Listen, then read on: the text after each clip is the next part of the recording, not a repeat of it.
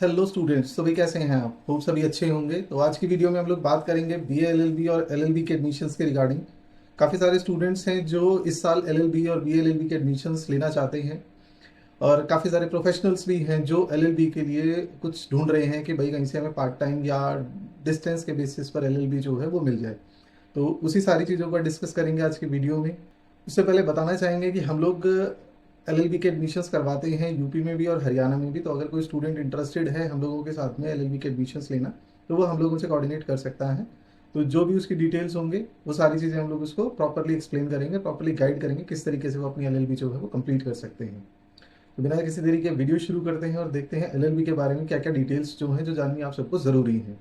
तो आज डिस्कस करने वाले हैं एलएलबी क्या है, इसकी एलिजिबिलिटी क्या होती है, इसके बारे में पूरी की पूरी इन्फॉर्मेशन। कोशिश करेंगे कि ज़्यादा से ज़्यादा आपको डिटेल्स दी जाएं, जिससे कि भाई आप भी अच्छे से समझ पाएँ कि एलएलबी के अंदर होता क्या है, कैसे ये सब चीज़ें मैनेज होती हैं।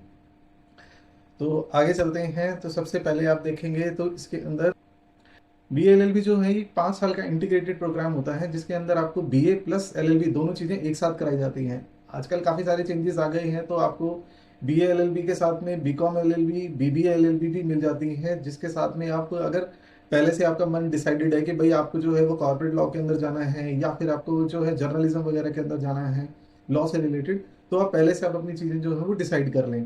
तो जैसे बीबीए है, बीकॉम है, बीए है, तो सब अलग अलग फील्ड हो गई हैं, और ये सब एक चीज़ों को ना उसके अंदर फोकस्ड कर दिया है कि भाई ये चीज़ें फोकस रहेंगी।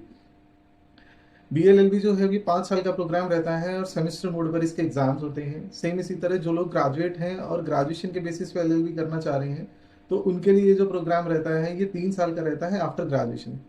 दोनों की जो एलिजिबिलिटी है वो 45% नंबर की रहती है। अगर आपने 12th किया है तो आप 45% नंबर के साथ एडमिशन ले सकते हैं, और अगर आपने ग्रेजुएशन या पोस्ट ग्रेजुएशन किया है तो 45% नंबर के साथ में एडमिशन ले सकते हैं। अगर किसी के 45% नंबर नहीं है और कम है, तो उसके लिए अल्टरनेट्स में ये है कि आपका SC ST की कोई कैटेगरी लगनी चाहिए, और वो भी अगर आप सेम स्टेट से हैं तो आपको रिलैक्सेशन मिल सकती है।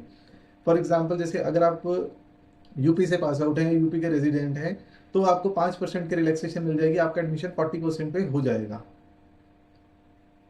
ठीक है? तो जो भी स्टूडेंट्स हैं अगर उनकी परसेंटेज कम है तो वो ये चीज़ें भी देख सकते हैं। प्लस जिन लोगों ने ग्रेजुएशन किया है, ग्रेजुएशन में परसेंटेज नहीं है तो, और मास्टर्स में है, तो मास्टर के बेसिस पे भी एडमिशन हो सकता है। उससे कोई फर्क नहीं पड़ेगा। टोटल ये आपका 3 साल का ही रहेगा, और टोटल इसके अंदर 6 सेमेस्टर होने वाले हैं, मतलब हर 6 महीने पे आपके एग्जाम्स होंगे, और उसके साथ साथ जो है आपका पूरा कोर्स जो वो चलेगा। एलिजिबिलिटी में जैसे मैंने आपको बता दिया है कि भाई 12th का जो क्लास है जो है वो कम से कम मिनिमम आपका 45% नंबर के साथ में पास होना चाहिए, और अगर कोई SC ST होगा तो उसके लिए 40% होगा। एज लिमिट अभी तक इसके अंदर कोई है नहीं, तो एज के लिए टेंशन लेने की हमें जरूरत नहीं है। फिलहाल कोई क्राइटेरिया नहीं है। ज़्यादातर यूनिवर्सिटीज़ जो हैं वो एज क्राइटेरिया को एग्जाम्प्ट कर रही हैं। तो आपकी कोई भी एज है, आप 20 ईयर्स हैं, 40 ईयर्स हैं, 60 ईयर्स हैं, आप LLB कर सकते हैं। हम लोगों के पास ऐसे स्टूडेंट्स भी हैं जो दिल्ली पुलिस से रिटायर हो चुके हैं और अब जो है वो अपना LLB कंप्लीट कर रहे हैं, और इस टाइम उनका सेकेंड सेमेस्टर क्या चल रहा है। एडमिशन का प्रोसेस क्या होता है? तो देखिए, बहुत सारी यूनिवर्सिटीज जो हैं वो आपका क्लैट का एग्जाम लेती हैं, AILET का एग्जाम लेती हैं, या CUET के थ्रू भी एडमिशन्स होते हैं। ठीक है, वो भी आपका जो है एक तरीका है एडमिशन्स का। काफ़ी सारी प्राइवेट यूनिवर्सिटीज़ हैं जो अपना खुद का एंट्रेंस टेस्ट लेती हैं, उसके लिए भी हो सकता है। और काफ़ी सारी यूनिवर्सिटीज़ ऐसी हैं जो आपका एडमिशन डायरेक्ट लेती हैं। डायरेक्ट एडमिशन का मतलब होता है कि सिर्फ वो आपकी परसेंटेज के बेसिस पर आपको एडमिशन्स देते हैं। उन्हें कोई फर्क नहीं पड़ता कि आपने कोई एग्ज़ाम दिया है या नहीं दिया है। तो वो भी ऑप्शंस हमारे पास अवेलेबल हैं, तो आपका बिना किसी इंट्रेंस के भी एडमिशन जो है वो लॉ के अंदर हो सकता है। और ये दोनों के लिए है, BLLB के लिए भी और सिर्फ LLB के लिए भी।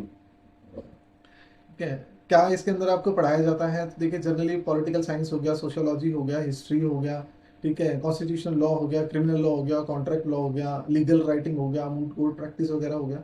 तो ये सारी चीज़ें जो होती हैं ये सब आप इसके अंदर पढ़ते हैं, जिससे आपको जो है वो इजी हो जाता है आगे बार कोड का एग्जाम देने के लिए। क्योंकि जो सिर्फ इसको करने से ही आपका जो है वो बार काउंसिल का कार्ड नहीं बन जाएगा। वो आपको जो कोड है वो तब मिलता है जब आप BCI का एग्जाम क्लियर करते हैं। तो ये लॉ के एग्जाम करने के बाद में आपको BCI का एग्जाम भी देना होता है, जिसके बाद जाकर आपको एक बार कोड का लाइसेंस मिलता है, जिससे आप कोर्ट में जाकर प्रैक्टिस कर सकते हैं। अब इसमें बात करें कि कैरियर ऑप्शंस क्या क्या हो सकते हैं अगर आप LLB या BA LLB को कंप्लीट करते हैं। तो देखिए काफ़ी सारे ऑप्शंस इसके अंदर अवेलेबल हैं। आप एडवोकेट बन सकते हैं, आप लीगल एडवाइज़र बन सकते हैं, जज के लिए प्रिपेयर कर सकते हैं, लॉ ऑफिसर जो हैं बैंक्स में या पब्लिक सेक्टर यूनिट्स के अंदर जो हैं गवर्नमेंट के साथ में, वो भी काम कर सकते हैं। कंपनी में कम कम कॉर्पोरेट लॉ जो होते हैं उससे रिगार्डिंग आप काम कर सकते हैं। जितने भी कंपनी के टैक्सेशन वगैरह के काम हैं वो भी आप कर सकते हैं, या कंपनी के जो केसेस होते हैं उसको भी आप देख सकते हैं। तो ये काफ़ी सारी चीज़ें जो हैं आपको आसानी से इसके बाद कैरियर के लिए मिल जाती हैं। प्लस गवर्नमेंट एग्जाम्स अवेलेबल हैं, तो काफ़ी सारे गवर्नमेंट एग्जाम जो लीगल सर्विसेज के होते हैं उनको भी आप दे सकते हैं। तो होप काफ़ी सारी चीज़ें आपको क्लियर हुई होंगी। तो अगर आप भी 12th के बाद कोई रिस्पेक्टफुल जॉब या पावरफुल करियर चाहते हैं तो उसके लिए आपको BLLB करना बहुत अच्छा रहेगा।